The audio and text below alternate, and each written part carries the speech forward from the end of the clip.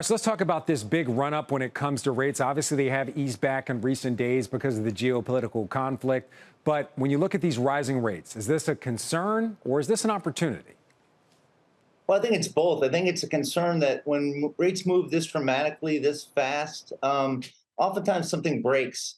We've seen that over the course of my last 40-year career, that these abrupt moves in rates can cause strains in the marketplace.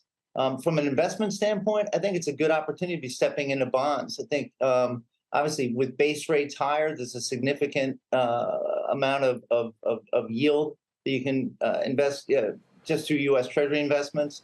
On top of that, you have investment grade and high yield credit spreads, which have widened out a little bit. You have investment grade credit spreads about 125 over base rates, and in high yield about 420 over. So we actually think that those levels are compelling, and that fixed income is attractive at these levels. So, Stephen, I noticed you said this could be an opportunity to step in. It sounds like you haven't already, and I know according to our research, you see a lot of pension funds, they haven't already gotten into bonds despite yields moving higher.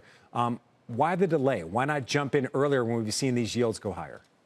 Well, that's a great question, Frank. So we're in bonds. So we're a long-term strategic investor. We actually adhere to a strategic asset allocation that actually we set every 3 to 5 years over a normal market or economic cycle. And that process is ongoing at this point. We've had some legislative changes in New York State, which also applies to the city, where we're going to increase our allocation to alternative assets as well, meaning private equity, private credit, infrastructure, core and non-core real estate, hedge funds, and the like.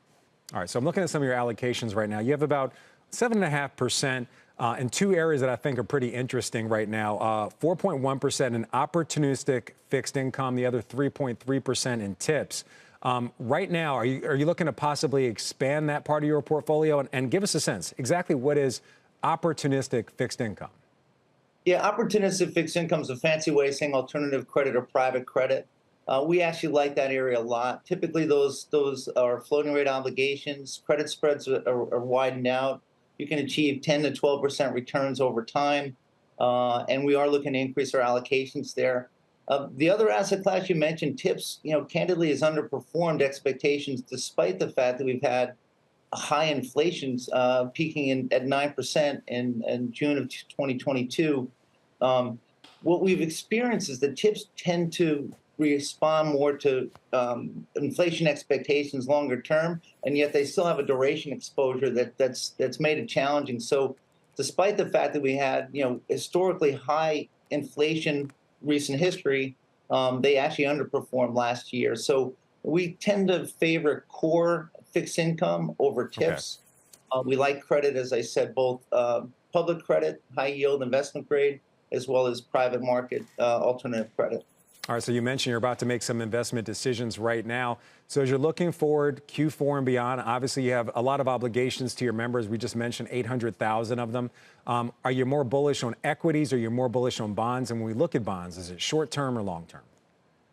I think relative to where they were priced, say, a year or two ago, I think bonds are attractive at these levels. I think base rates moving higher provides a nice balance for the portfolio. Although what we've seen recently in the last, say, 6 months or so, we've seen an increased correlation between equity and stock prices.